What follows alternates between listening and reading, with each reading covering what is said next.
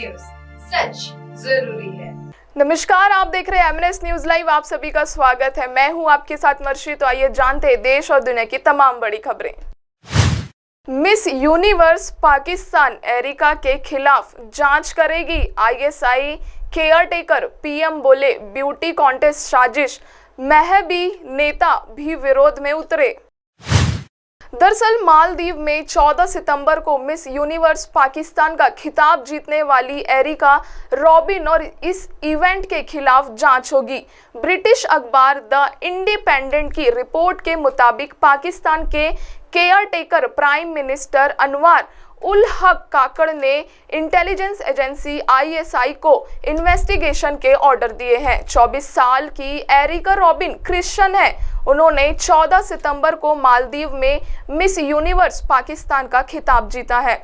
वो नवंबर में El Salvador में होने वाले मिस यूनिवर्स 2023 में पाकिस्तान को रिप्रेजेंट करेगी। इस ब्यूटी पेजेंट में हिस्सा लेने वाली एरिका पहली पाकिस्तानी है।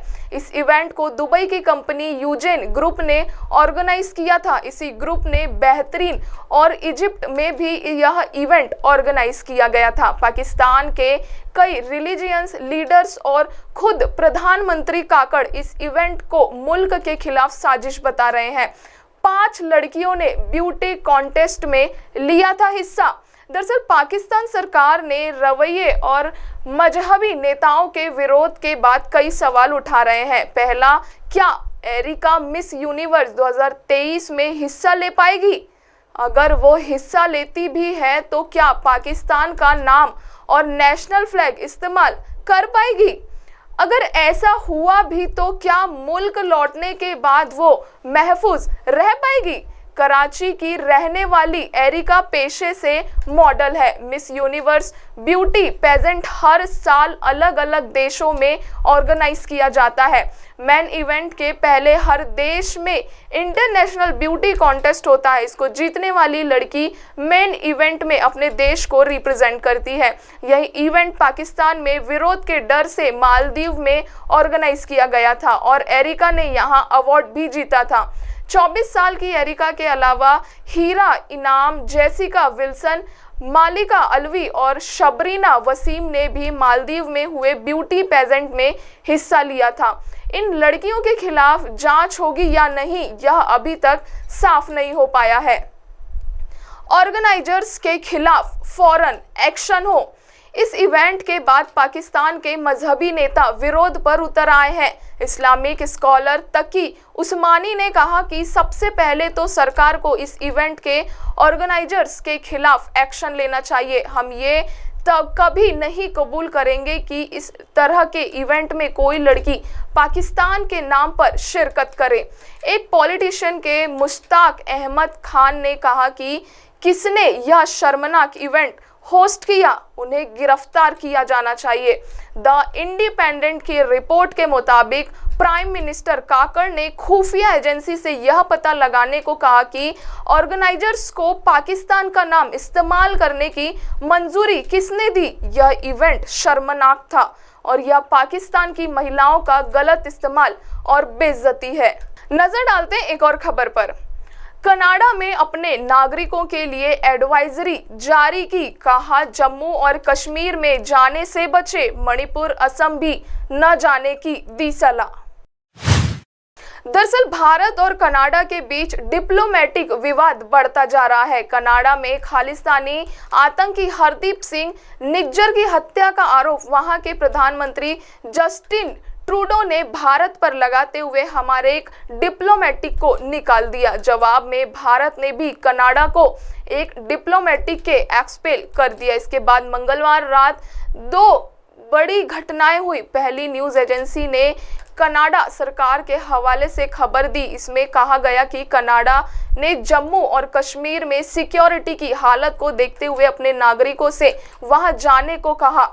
वहां टेररिज्म और किडनैपिंग का खतरा है। इसके अलावा असम और मणिपुर में भी न जाने की सलाह दी गई। यह पहले जारी एडवाइजरी का अपडेशन था। दूसरी, कनाडा के सबसे बड़े अखबार टोरंटो स्टार ने ट्रूडो का बयान जारी किया। इसमें कहा गया कि कनाडा की सरकार भारत के साथ तनाव नहीं बढ़ाना चाहती, लेकिन भारत को इन मुद्दों को गंभीरता से लेना होगा। भारत के टकराव के मुद्दे पर कैनेडियन अपोजिशन प्रधानमंत्री ट्रूडो से दूरी बनाना नजर आ रहा है। यहाँ के अपोजिशन लीडर पियरे पोएलिवर ने सोशल मीडिया पर कहा, हमारे प्रधानमंत्री को साफ और सीधी बात करनी चाहिए। अगर उनके पास सबूत है तो वो जनता के सामने रखे। ऐसा होगा तभी तो लोग फैसला ले सकेंगे कि कौन सही है और कौन गलत। हैरानी की बात यह है कि ट्रूडो कोई फैक्ट सामने नहीं रख रहे, उनकी तरफ से सिर्फ स्टेटमेंट सामने आ रहे हैं। ये तो कोई भी कर सकता है। खालिस्तानी आतंकवादी हरदीप सिंह निज्जर आतंकी संगठन खालिस्तान टाइगर फोर्स KTF का चीफ था। वह कनाडा में रहकर लंबे समय से पंजाब में खालिस्तानी मूवमेंट को हवा दे रहा था। 18 जून को कनाडा के ब्रिटिश कोलंबिया के सरी स्थित गुरु नानक सिख गुरुद्वारा के पास 2 अज्ञात बंदूकधारियों ने गोली मारकर निज्जर की हत्या कर दी थी।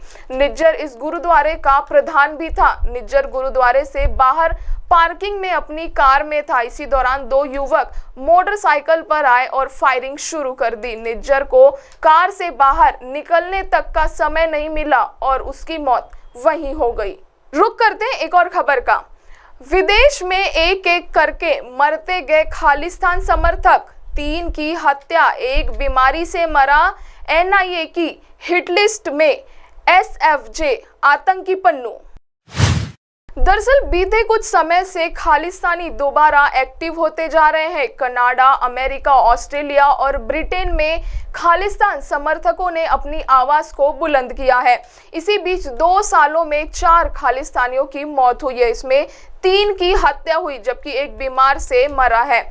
खालिस्तान समर्थकों ने इनकी हत्या का आरोप भारत पर लगाया है। बीते कुछ समय में हरदीप सिंह निज्जर, अवतार सिंह खांडा, परमजीत पंगवड़ और रिपुपदन सिंह मलिक की मौत हुई। वहीं कनाडाई सरकार ने निज्जर की हत्या को लेकर भारत सरकार पर ही सवाल उठा दिए। खालिस्तानियों का तो यह भी कहना है कि अमेरिका कनाडा में खुलेआम घूम रहा आतंकी सिख फॉर जस्टिस का मुखी गुपरावंत सिंह पन्नू भारतीय एजेंसियों का अगला निशाना है। NIA ने तो आतंकी पन्नू पर नजर रखी हुई है। इस समय हरदीप सिंह निज्जर का नाम सबसे चर्चित है। निज्जर मरने से पहले तक खालिस्तान टाइगर्स फोर्स KTF का चीफ बनकर घूम रहा था। उसका सपना भारत को तोड़कर अलग देश बनाने का था। पंजाब के जालंधर जिले के गांव भारत सिंहपुर में निज्जर का जन्म हुआ था। वह लंबे समय से कनाडा में रह रहा था। हरदीप सिंह निज्जर पंजाब में टारगेट किलिंग करवाता था, लेकिन 18 जून को सरी के गुरुद्वारा साहिब के बाहर कार में उसे अज्ञात लोगों द्वारा गोली मार दी गई। भारतीय खुफिया एजेंसियों को इनपुट मिला था कि यह हत्या खालिस्तान आतंकियों की आपसी रंजिश और बीते समय में मारे गए आतंकी रिपुदमन सिंह मलिक की हत्या का बदला है। लेकिन खालिस्तान समर्थक और कनाडा सरकार ने इस पर विश्वास किए बिना भारत पर आरोप लगाए। भारतीय दूतावास पर हमले की योजना बनाने वाले खालिस्तान समर्थक नेता अवतार सिंह खांडा की ब्रिटेन में मौत हो गई थी। यह वही आतंकी खांडा है जिसने भारतीय दूतावास से तिरंगा उतारकर अपमान किया था। सूत्रों ने बताया कि वह ब्लड कैंसर से पीड़ित था और उसकी अस्पताल में इलाज चलने के दौरान मौत हो गई। खालिस्तान समर्थकों ने आरोप लगाया कि भारतीय खुफिया एजेंसियों ने उसे जहर देकर मारा है। 4 महीने पहले पाकिस्तान के लाहौर में आतंकी परमजीत सिंह पंजवड़ की गोली मारकर हत्या कर दी। खालिस्तान कमांडो फोर्स का प्रमुख बनने के साथ ही वह बीते 33 सालों से पाकिस्तान में शरण लिया हुआ था। अब आप हमारे चैनल को आपके मोबाइल पर भी देख सकते हैं। मोबाइल में देखने के लिए प्ले स्टोर से MNS news TV app download करें। इंस्टा, ट्विटर, फेसबुक और अन्य सोशल मीडिया प्लेटफॉर्म पर हमारा चैनल उपलब्ध है। आप हमारे चैनल को लाइव भी देख सकते हैं www.mnsnewstv.com पर। फिलहाल वक्त हो चुका है दर्शकों ब्रेक का। ब्रेक से लौटने के बाद देखेंगे देश और दुनिया की तमाम बड़ी खबरें। नमस्कार।